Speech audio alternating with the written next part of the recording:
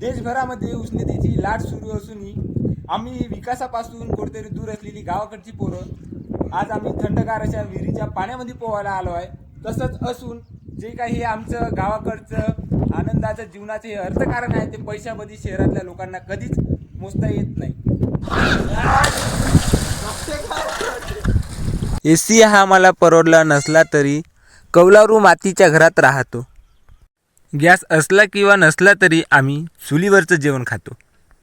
बिबुला, केळी आणि आंबा अशा अनेक रानफळांचा आम्ही स्वाद घेत पंचज्ञानेंद्रियांना सुखावतो.